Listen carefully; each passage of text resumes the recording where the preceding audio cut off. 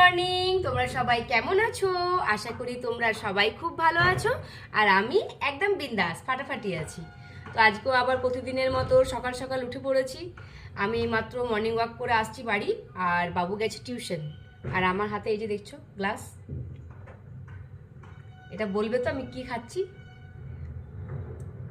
গরমে অবস্থা চুলটা বেঁধে নিয়েছি, কোথায় উঁচু করে চুলটা বেঁধে নিয়েছি।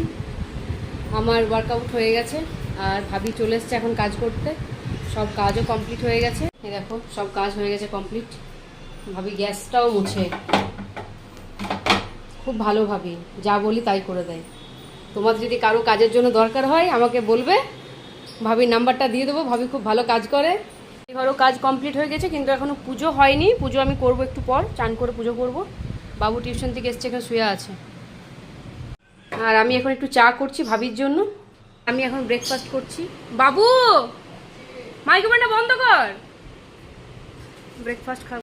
এই যে আমার ব্রেকফাস্ট, কিশমিশ আছে, ছোলা আছে, এটা আঞ্জির, আমন্ড আর আখরোট। দেখো এখন মাছগুলো পরিষ্কার করে নিচ্ছি। এইখানে আছে দেখো ইলিশ মাছ, বড় বড় ইলিশ মাছ, আর এই যে চিংড়ি মাছ। আজকে এই চিংড়ি মাছটা ভাপা বানাবো। ভাপা বলতে ওই পাতার মধ্যে বেঁধে যেটা করে ওটা করব।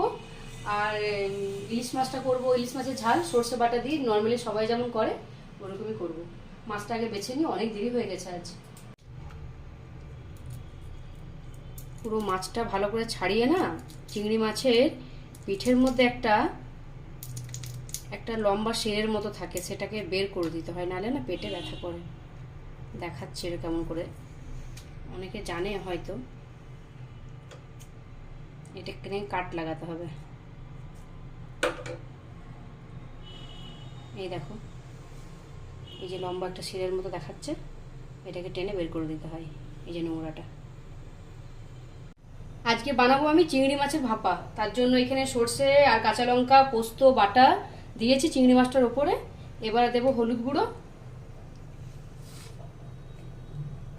আর স্বাদ মতো নুন। নুনটা একটু কম দিচ্ছি, আমি একটু মশলা বাটার সময় নুনটা একটু দিয়েছি। সামান্য চিনি দেব,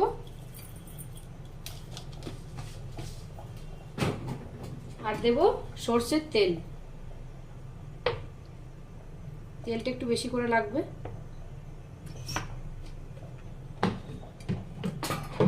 এটা ভালো করে মাখিয়ে নেবো। এবার টিফিন বক্সের মধ্যে এটার মধ্যে একটু মতো তেল দিয়ে দেবো, হালকা। এই দেখো একটু তেল দিয়েছি। এবার এর ভেতরে দেবো আমি লাউ পাতা, সরি এগুলো লাউ পাতা নয়, কুমড়ো পাতা, ভুল বললাম। কুমড়ো পাতাটা আগে থেকে ধুয়ে রেখেছি আমি, এর মধ্যে পেতে নেব।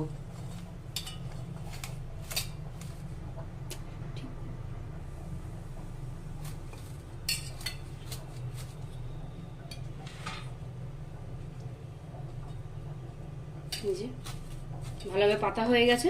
এবার এর মধ্যে মাছটা আমি সাজিয়ে দেবো।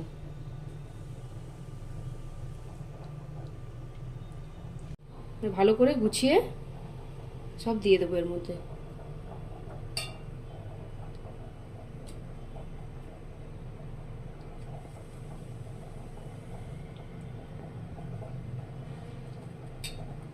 এতে কোনো জল দেবো না, আমি বাটিটা ধুয়ে একটু জল দেবো।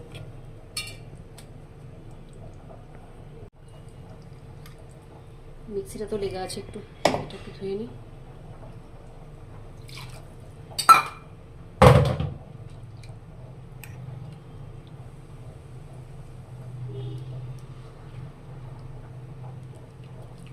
সব জলটা লাগবে না, একটু লাগবে।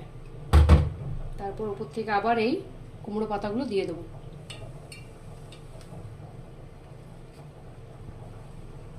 তোমরা চাইলে এখানে লাউ পাতা ইউজ করতে পারো, কচু পাতা ইউজ করতে পারো। আমার কাছে কুমড়ো পাতাটা আছে, আমি কুমড়ো পাতাটাই ইউজ করছি।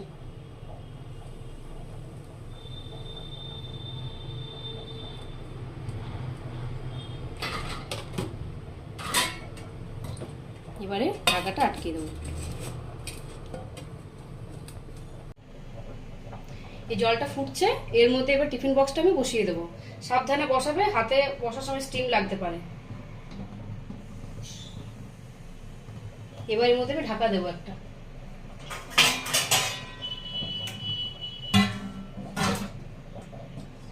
এরপর একটা চাপা দিতে হবে। আমি এই নোড়াটা চাপা দিয়ে দিচ্ছি। ব্যাস, এবার এটা হবে 10-15 মিনিট পর আমি সব খুলবো। ঢাকনা দিয়ে দিলাম। এবার ঢাকা দিয়ে দিলাম, এটা এখন 10-15 মিনিট হবে, তারপরে আমি খুলছি। এবার এটা খুলছি, দেখি কেমন হয়েছে। ফার্স্ট টাইম আজকে করলাম আমি।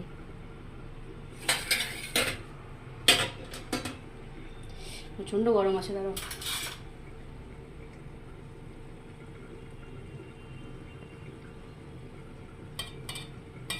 সেন্টটা দেখি একটু।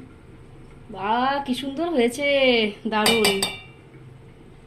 এখানে আমার ইলিশ মাছের ঝালটা হয়ে গেছে, আর এদিকে ভাত নামানো হয়ে গেছে। কটা বাসন আছে, ধুয়ে নিতে হবে। আর এখানে আমি এখন ভেন্ডি ভাজা করছি। বাবু বললো মা একটু ভেন্ডি ভাজা করে দাও, ভেন্ডি ভাজা খেতে খুব পছন্দ করে ও। তো ভেন্ডিটা, অনেক কিছু অর্ডার করা আছে অনলাইনে, দেখি এটা কি এলো। আমার আনবক্সিং করতে না খুব ভালো লাগে। দেখি এটা আগে, অনেক কিছু অর্ডার করেছি তো এখন বুঝতে পারছি না কোনটা এসছে।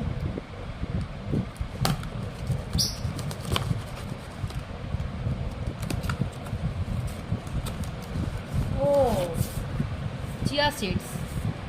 রান্নাঘরের কাজ সব কমপ্লিট করে নিয়েছি। কিছু বাসন ছিল এখানে, সেই বাসনগুলো ধুয়ে নিলাম। আর শুধু প্রেসার কুকারটা এখানে রেখে দিয়েছি, কারণ ও একবারই আসে কাজ করতে, তার জন্য আমাকে একটু গুছিয়ে নিতে হয়। স্নান হয়ে গেছে, পুজোও হয়ে গেছে, আর বাবু গেছে এখন স্নানে। ও বেরোলে পরে তারপর এখন আমরা খাওয়া দাওয়া করবো। আর এই যে দেখো, পুজোও হয়ে গেছে আমার। ও আমি এখন খাচ্ছি, খুব জোর খিদে পেয়ে গেছে। আর যা রান্নাটা আজকে হয়েছে না, দারুণ সুপার রান্না হয়েছে আজ। পাতাটা একটু দিয়ে মাখিয়ে, এর মধ্যে চিংড়ি মাছটা একটা দিয়ে,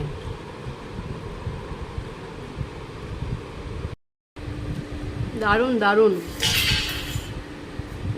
কিছু বলা যাবে না। নিজে রান্না করে নিজেই নাম করছি, কিন্তু খুব ভালো হয়েছে। এবার একটু ইলিশ মাছ দিয়ে খেয়ে দেখি কেমন লাগছে।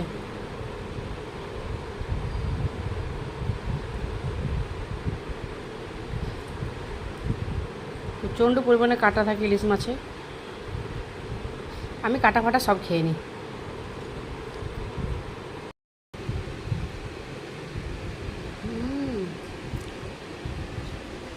এটাও ভালো হয়ে যায়। আজ আমি 100তে 100 পেয়েছি রান্নায়। বিকেলবেলায় ঘুম থেকে উঠে দেখছি একটা বিরাট বড় সারপ্রাইজ। এই দেখো কে এসছে।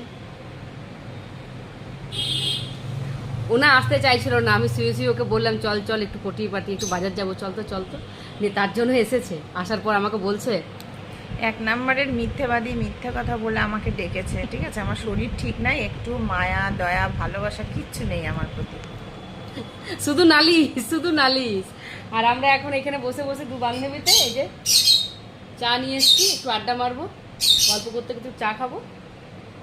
চাটা খাই, আমরা একটু আড্ডা মারি। এখন রান্নাঘরে চলে এসেছি, রান্না করছি আজকে আলু আর মটরশুঁটি টমেটো দিয়ে একটা সবজি আর রুটি। আলু আর পেঁয়াজটা একসঙ্গে ভেজে নিচ্ছি আগে, কোনো বাটাবাটি কোনো ঝামেলা রাত্রেবেলা রাখিনি। আর এই যে মটরশুঁটি আর টমেটো একসঙ্গে কেটে রেখেছি। আমি ডিনার নিয়ে চলে এসেছি। এই যে আলু মটর দিয়ে সবজি করেছি আর রুটি, আর বাবুকে ভাত খাওয়ালাম। বাবু খেলতে গিয়ে হঠাৎ করে হাতের মধ্যে এমন বল লাগিয়েছে, পুরো হাত ফুলে আছে ওর। এখন ওটা নিয়ে আমার প্রচুর এখন টেনশন আছে। ওকে খাইয়ে দিলাম, খেতেও পারছে না। এবার দেখি ওটা কি করা যায়। আগে আমি খাবারটা খাই, তারপর দেখছি ওর ট্রিটমেন্ট করতে হবে এখন আমাকে। বরফ দিয়েছি, বরফ দিয়ে সেক দিয়েছি, ভলিনি লাগিয়েছি, তাও বলছে মা একটু পেন হচ্ছে, খাবারটা খেয়ে নিই তারপর ওকে ট্রিটমেন্টটা করছি। ঘুম চলে এসছে, খুব প্রচণ্ড পরিমাণে ঘুম এসছে। আর বাবুর হাতে না খেলতে গিয়ে হাতের মধ্যে বল ধরতে গিয়েও লেগেছে, তো ওকে খাইয়ে দিলাম আগে।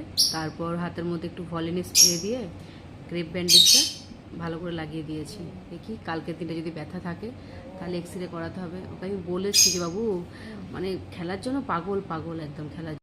এই যে হাতে খুব জোর লাগিয়ে এসছে বল ধরতে গিয়ে, ক্যাচ নিতে গেছিলো। তো আজকে রাতটা দেখি, কালকে সকালে যদি এরকম ব্যথা থাকে তাহলে কালকে আমি এক্সরে করাবো।